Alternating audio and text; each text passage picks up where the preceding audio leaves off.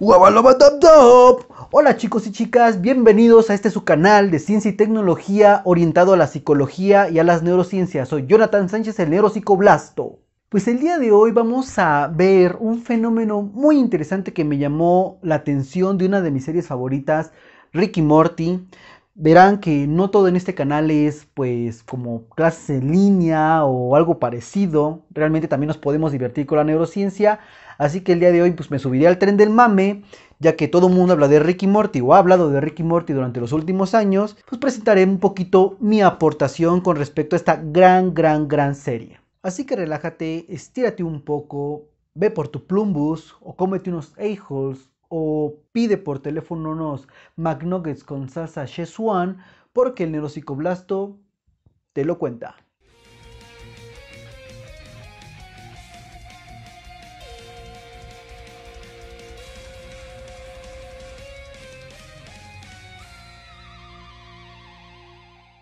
¿Puedo yo proyectar mis propios pensamientos en una pantalla? ¿O podría yo saber los pensamientos de otras personas o poderlos ver como si fueran una película? ¿Podríamos nosotros inducir memorias falsas en otras personas? Pues estas son algunas de las premisas que me surgieron al ver el capítulo 7 de la temporada 3 de Rick y Morty, llamado The Reclantis Mix-Up, o también le llaman Tales of the Citadela.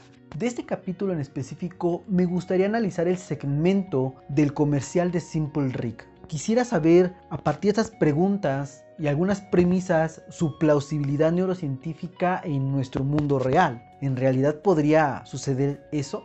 Antes de empezar, no considero que haya spoilers en lo que voy a decir a continuación, porque pues en realidad estoy analizando un pedacito que en realidad está descontextualizado totalmente de la trama de Rick y Morty. Pero en caso de que no hayas visto ese capítulo en particular o el segmento que pretendo analizar, te dejo en la descripción un enlace de un video YouTube donde viene únicamente el comercial de Simple Rick. Otra de las cosas que me percaté al ver el comercial y al plantearme todas estas preguntas fue que pues si analizo absolutamente todo el comercial de Simple Rick, pues este video se extendería como 3 horas. Entonces, para hacerlo más breve o más corto, voy a analizarlo en dos pequeñas partes. En la primera parte, las preguntas que acabo de plantear sobre la plausibilidad de los pensamientos y cómo los puedo proyectar o poder ver los pensamientos de otras personas. Y en el otro capítulo vamos a analizar un poquito sobre la neuroquímica, porque esta máquina de Simple Rick está muy interesante. Pues empecemos con la escena a analizar.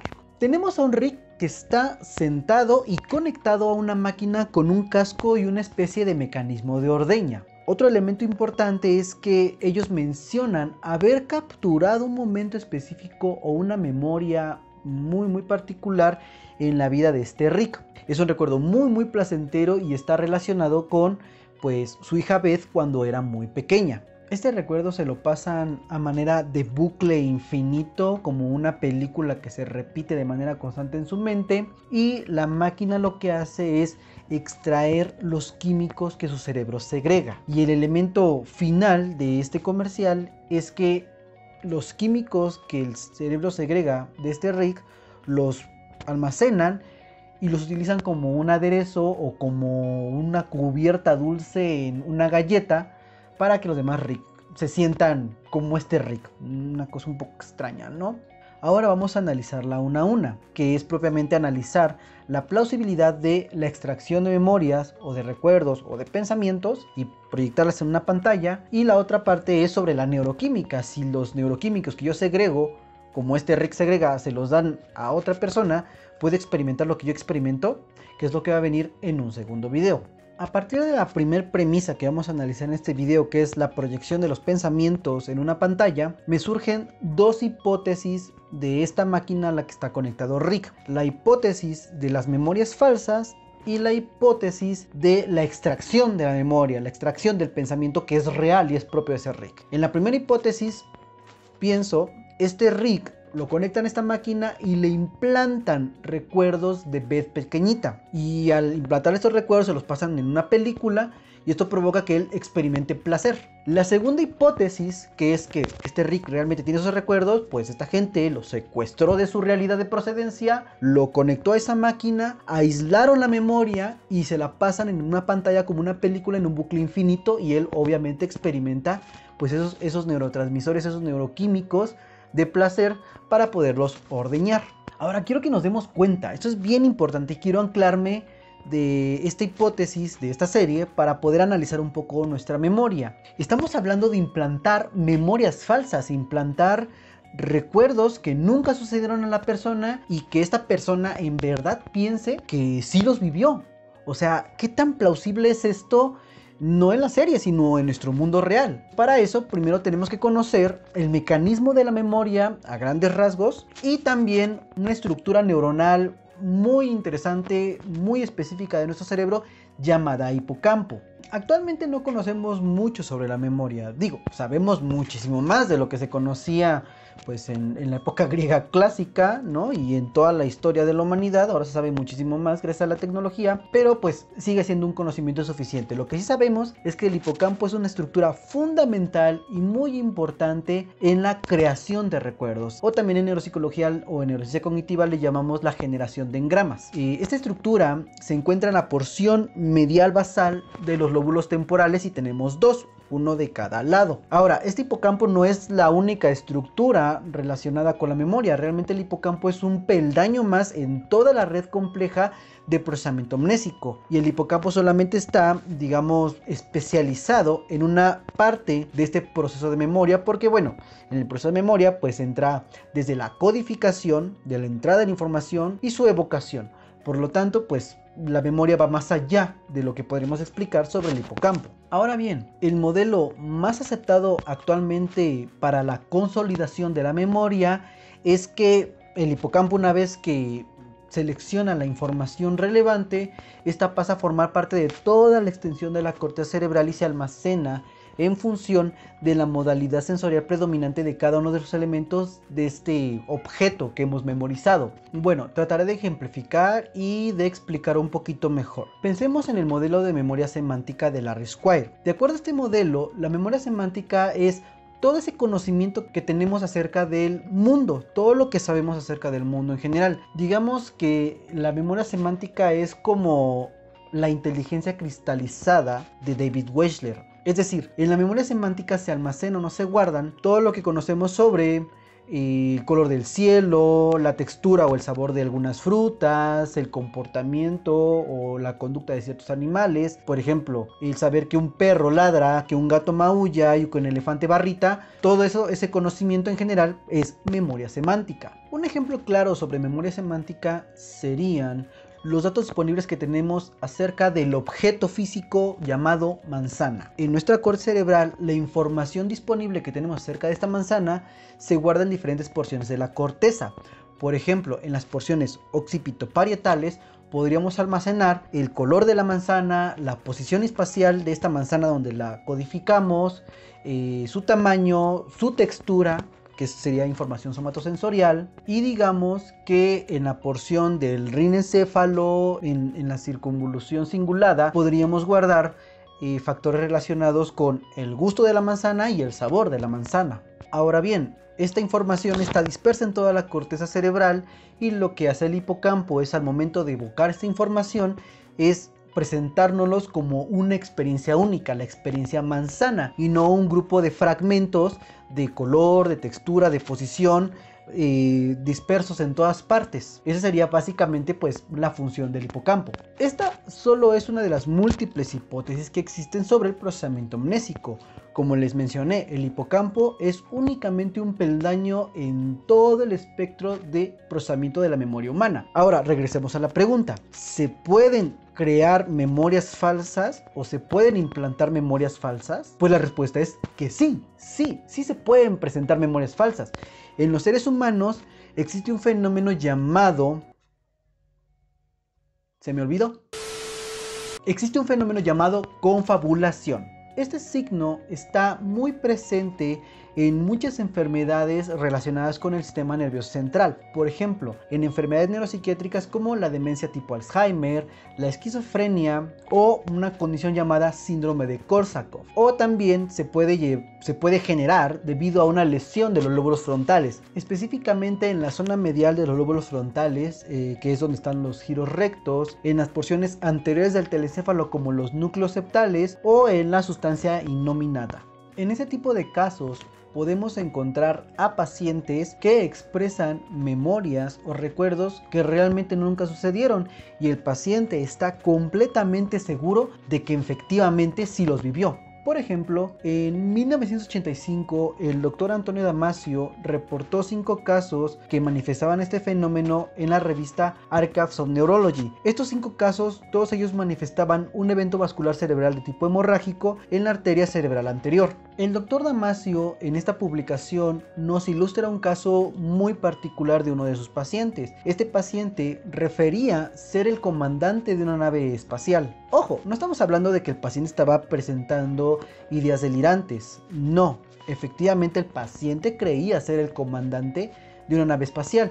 Antonio Damasio explica este fenómeno dado que el paciente era muy fanático de series de ciencia ficción como Star Wars y pues al momento de rellenar los huecos en su discurso, pues el paciente pues digamos que colocaba ciertos bloques de las películas en su mente, en su memoria, y lo refería como tal, como si fuera una experiencia real para él. Para discriminar entre una confabulación y una idea delirante, el doctor Damasio también llegaba a dialogar con el paciente con respecto a cuestiones políticas. Por ejemplo, al presidente de Egipto, Sadat. En este caso el paciente refería que el presidente de Egipto iba a visitarlo constantemente al hospital y que eran amigos íntimos. Como podrán ver, pues este caso o esta publicación del doctor Damasio es muy ilustrativa para poder discriminar o para poder detectar una confabulación, y pues que efectivamente una persona con daño neurológico puede experimentar memorias falsas. Por ejemplo, hay un capítulo de Doctor House llamado Stories, donde hay una chica que mediante claves visuales empieza a rellenar huecos o espacios en su memoria y lo refiere en su discurso. Se lo recomiendo mucho. Pues ya está claro que nuestro cerebro no es perfecto, que está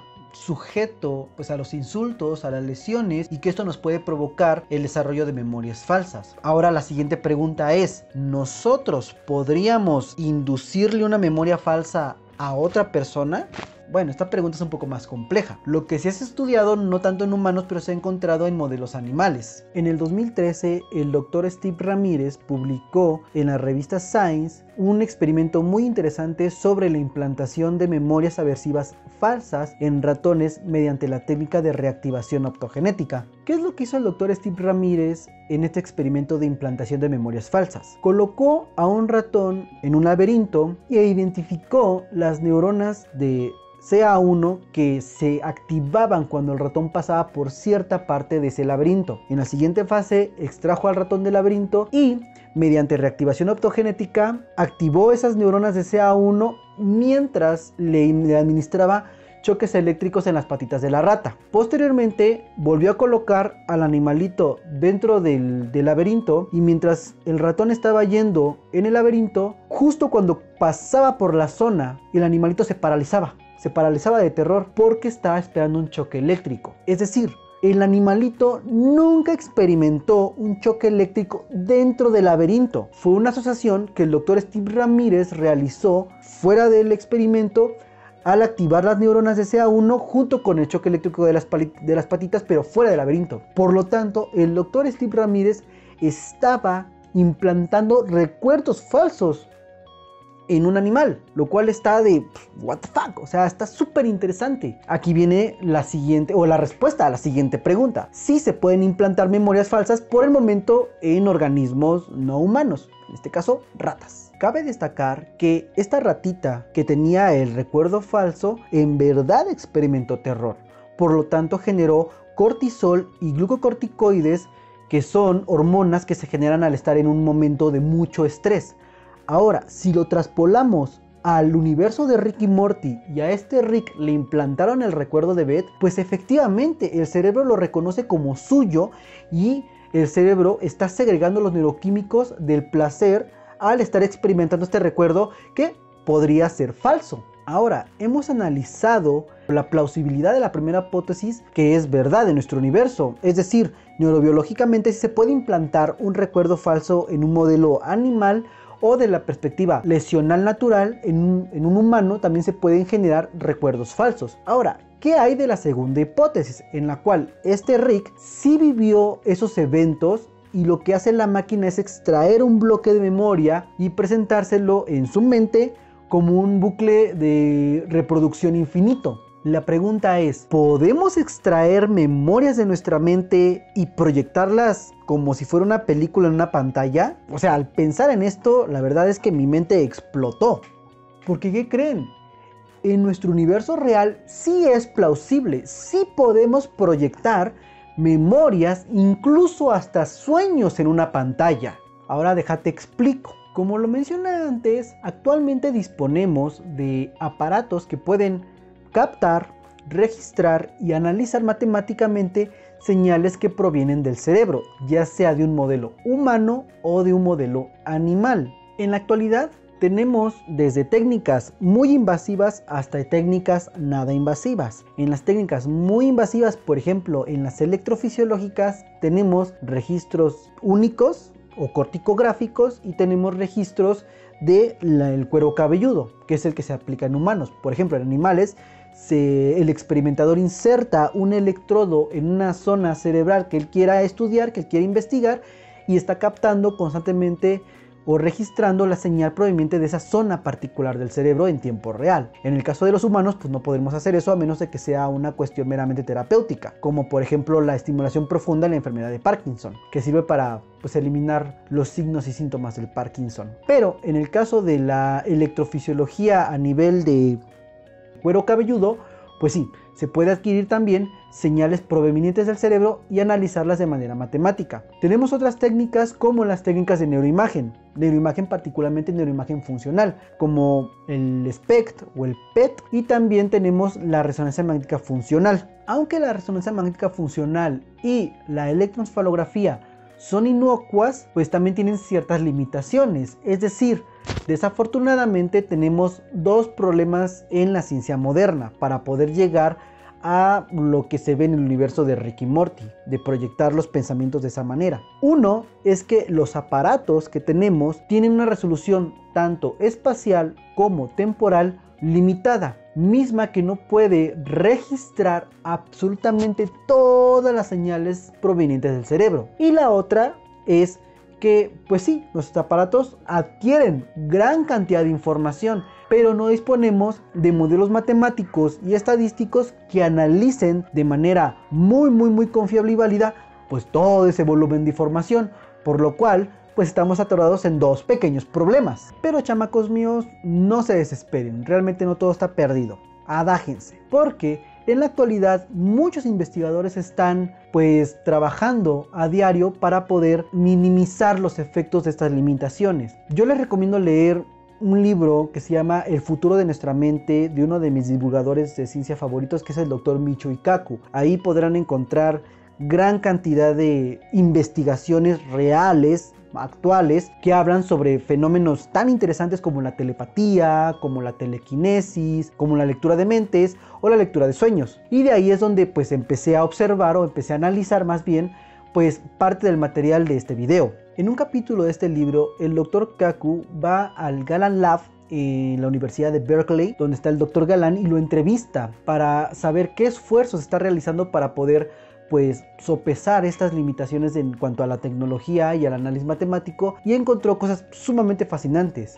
El Dr. Galan ha desarrollado algoritmos matemáticos para poder analizar las señales provenientes de un escáner de resonancia magnética mientras un participante está observando una serie de imágenes. Este algoritmo matemático básicamente lo que hace es delimitar los grupos neuronales que se activan cuando un sujeto ve una imagen específica, y lo que hace es reproducirlos en una pantalla. Ahora, el Dr. Galan ha encontrado una correspondencia de cerca del 95% entre la imagen que se generó mediante la decodificación de las señales neuronales con respecto a la imagen original. Vamos a desmenuzar el experimento. ¿Qué es lo que hace el Dr. Galán? Básicamente agarra a un participante y lo coloca dentro de un escáner de resonancia magnética. A este participante le va a proyectar un video de aproximadamente 5 segundos, un video muy simple. El ejemplo que marca aquí es un ave volando en la pantalla. Y el sujeto, mientras ve ese video, el escáner de resonancia magnética, mediante una secuencia funcional llamada VOLT, mide el metabolismo neuronal que se genera al observar ese objeto o esa pantalla. La pantalla o el objeto, el video de 5 segundos del ave volando, es el parámetro al que se quiere llegar. Y el algoritmo matemático lo que hace es analizar la señal del cerebro del sujeto y reproduce un video de esa señal, de los patrones de esa señal, en cuanto a su forma, a sus límites, y se ve durante un video de unos segundos que la imagen que se proyecta de la señal cerebral es muy parecida o tiene patrones muy similares al video original del ave volando. Ahora, que si nos queda alguna duda, aquí les voy a poner un ejemplo del experimento del Dr. Galán para que vean que hay una comparación entre la imagen que el sujeto está viendo y el patrón de decodificación neuronal que se adquiere mientras el sujeto ve la imagen. Y las dos se corresponden aproximadamente en un 95%. Otro de los grandes esfuerzos que se ha realizado para decodificar lo que pensamos y presentarlo en una pantalla fueron realizados por el grupo del Dr. Kamitani. Imaginémonos al Dr. Kamitani en su laboratorio, de pronto lee las publicaciones del Dr. Galán y al verlas se queda así de ¡oh! Yo quiero hacer eso.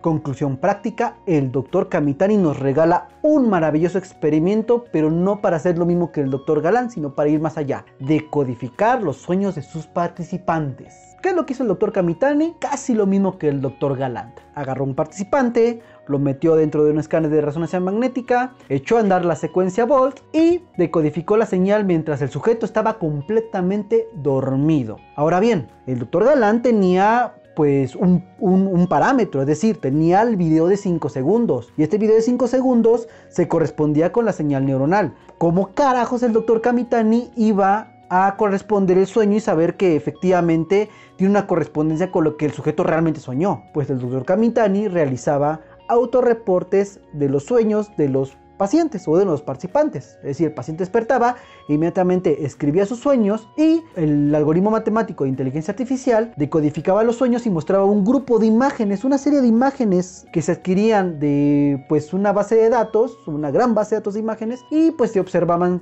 ciertas correspondencias con las señales neuronales mismos que había realizado el Dr. Galán. La diferencia aquí era que pues aquí está un poquito más complicado, dado que el participante decía si se parece a mi sueño o no se parece a mi sueño, por lo cual pues ellos dicen tener un 40% de correspondencia entre la señal adquirida o la imagen de la señal adquirida y el sueño del sujeto. Pero hijo, está un poquito complicado, pero está padre el experimento, ¿no? A mí me explotó la mente al ver el video que le estoy presentando aquí del Dr. Kamitani del sueño de un sujeto. El hombre estaba soñando con mujeres. Raro en hombres, ¿no? Y finalmente tenemos otro grupo de investigadores que se animó a decodificar los pensamientos de los seres humanos. Tenemos el grupo del Dr. Chun.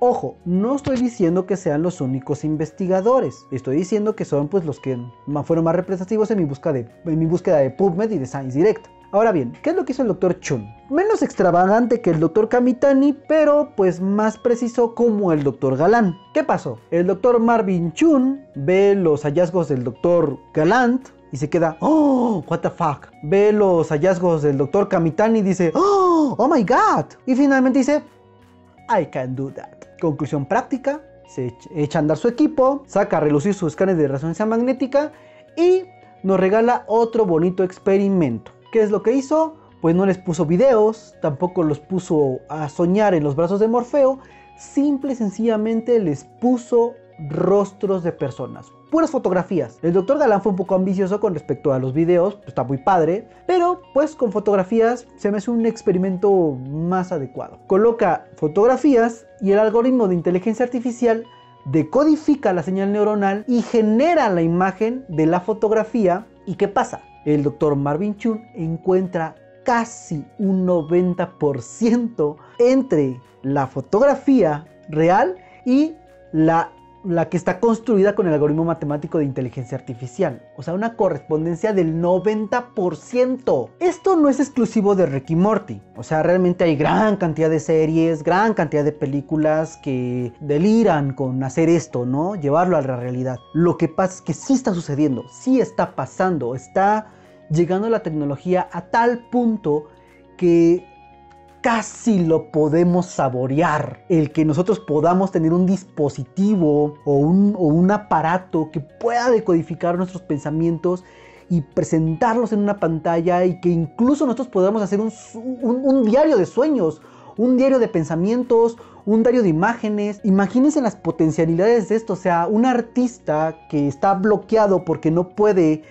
materializar su obra, pues se somete a este experimento y sale su obra así como la pensó, así como está en su mente, y así la puede recrear. Les voy a dejar un TED Talk aquí en la descripción del Dr. Galland, donde habla de las potencialidades de esta tecnología. El Dr. Galland sueña con un dispositivo que no pese más de media tonelada y que sea una bobina gigante que genere un campo magnético de 3 Tesla que desgracie todos sus aparatos alrededor, sino que sea un dispositivo portátil como tu smartphone, en el cual tú puedas hacer tu diario de sueños, tu diario de pensamientos, e incluso el poder compartir tus pensamientos en tus redes sociales. O sea, imagínate, o sea, está mind blowing el que puedas decir, hoy pensé, hoy soñé esto, y lo comparto en lugar de Facebook, no sé, Dreambook o una cosa así, ¿no? O Dreamgram, no sé, alguna aplicación rara que exista para poder broadcastear tus sueños. Y bien, chicos y chicas, pues para finalizar este video,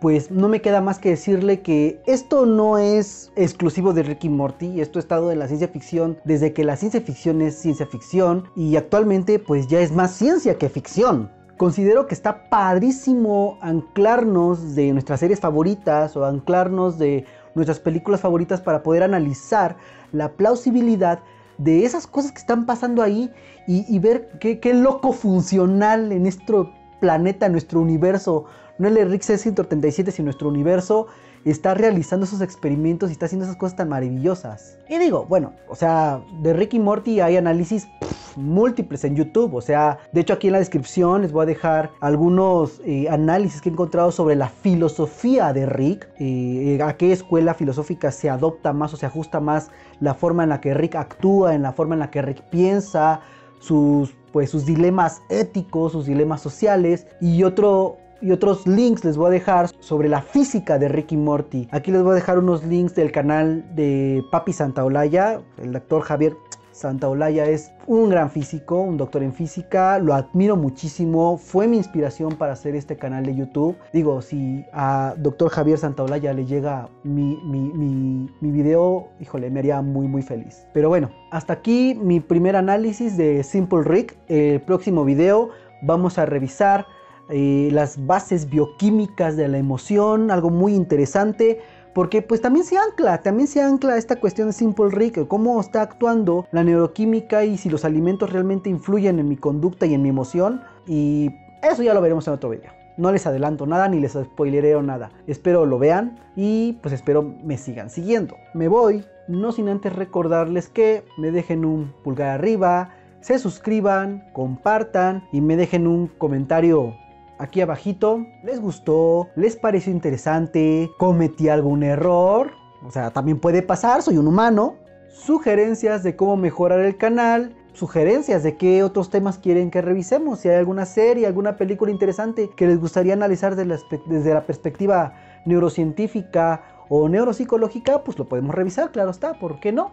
Como siempre, aquí abajo les dejo las referencias en las que me basé para poder realizar este video, y pues de verdad ojalá compartan este video porque eso me incentiva a realizar más. Me despido de ustedes hasta el próximo video. Neuropsicoblasto, ¡Wabalabadabdab!